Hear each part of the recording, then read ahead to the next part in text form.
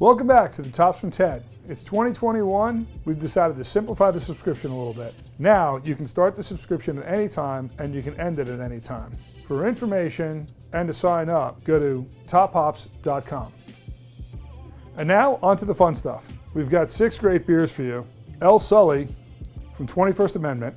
SULLY is a Mexican lager. It's a nice, light, easy drinking beer from 21st Amendment, which is a brewery out in San Francisco. They've been around for a long time. They started out as a contract brewer and then built a brewery. I believe it's right near the Pac Bell Park. Have to get out there someday. So, as I said, this is a Mexican lager. You can see it's straw color, a little bit yellow, a nice bit of carbonation. There's some bubbles coming off the bottom of the glass. It's got a nice white foam head, little biscuity aroma. This is a very easy drinking, light, pale lager.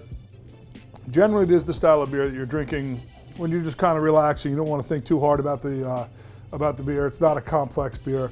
It's for watching a game, hanging out. You've got a big group of people over. This is the kind of beer you're going to have. Now, for our second beer today, we have Ommegang WITTE. Belgian-style wit beer from our friends up in Cooperstown. Ommegang is a Belgian-owned brewery in upstate New York. Cooperstown, well known for the Major League Baseball Hall of Fame. They've got a great brewery up there as well. You definitely want to swing by the brewery. They've got a great restaurant and they make really fantastic beers. You can see this is much more heavily carbonated. There's a lot more bubbles going on in this than in the Mexican lager. Yep, you get the aromas of the cloves in there. So this is a Belgian-style wit. This style of beer is brewed with close to 50% wheat and 50% barley. That gives it a lighter flavor and some grassiness. And then they add cloves to it and coriander, which gives it that nice orange clove aroma. It's got a great creamy mouthfeel. The bubbles dance on your tongue a bit. Very, very good example of this style of beer. Very popular in the summer. This would pair well with salads, a citrus salad, things like that.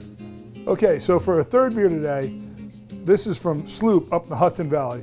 This is their super soft IPA. So as you can see, this one's quite a bit hazy, kind of a thinner head to it. I believe it's a fair amount of carbonation in there, but you can't really tell because you can't see through the haze. I'm expecting that the body in this is going to be soft. You're going to get rounded notes. Let's see what they've got here. Yep, get some citrus aromas there, maybe mosaic hops. Very rounded notes. It doesn't have a really harsh bitterness to it. It's got a creamy mouthfeel. Very easy. There is bitterness, especially on the end, but it's got that sweetness and the mouthfeel really give it that soft kind of taste to it. I could see this being a bit filling with that mouthfeel, the creaminess. 6% ABV, so it's going to have a bit of a kick to it without, getting up there with the 7.5s and 8% that are really going to knock you. Not really a pounder, not like the SULLY or the WITTE. Still, something you can have, a couple of. Our next beer is a double dry hopped Imperial IPA from Other Half. Clocking in at 8.5%. This is the all CITRA everything. So, shocker, they use CITRA. You're going to notice a trend here. We're using mostly New York beers this week. So, as you can see, this one is pretty opaque. They don't filter any of their beers, as near as I can tell. This has got plenty of CITRA notes, as you can imagine. You can pretty much tell by smelling this that this is going to taste like a juice bomb.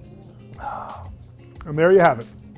Yep, this is a juicy, big IPA.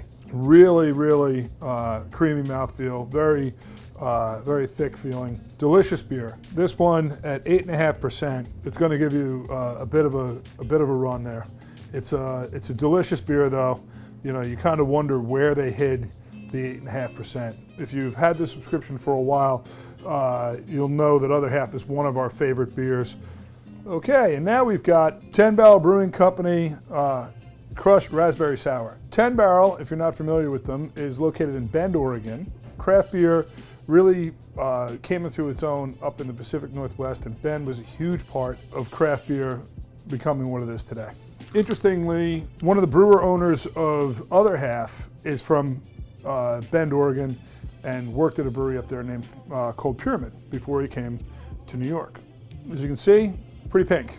As you can imagine, now we're getting into our more dessert style of beers. You can imagine what we're smelling on this. It's just all raspberries.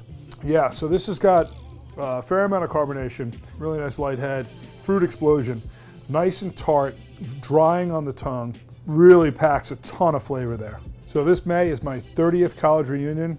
I'm definitely bringing this beer. Now we've got Joe Mama's Milk from Keegan's in Hudson Valley, New York. You've probably guessed from the name, whoa! So you've probably guessed from the name, this is a milk stout with coffee. You also may have guessed that this one seems to be a bit more carbonated than most milk stouts out there. Completely opaque. You can smell the roasty coffee there. This has got that sweetness from the milk, the lactose in there, from the lactose sugar, and at the same time it's got that bitter coffee, roasty flavor in there, and the coffee aromas. It has more carbonation than most other milk stouts out there. That gives it a little bit more lightness to it, a bit of a dessert beer, something you're gonna sip, but it has that lightness due to the carbonation and hides some of that 8% ABV. Well, thank you. I hope you enjoyed it. That was the first episode of the Tops from Ted 2021. If you're not already a subscriber and would like to join, please check out our website. Thank you.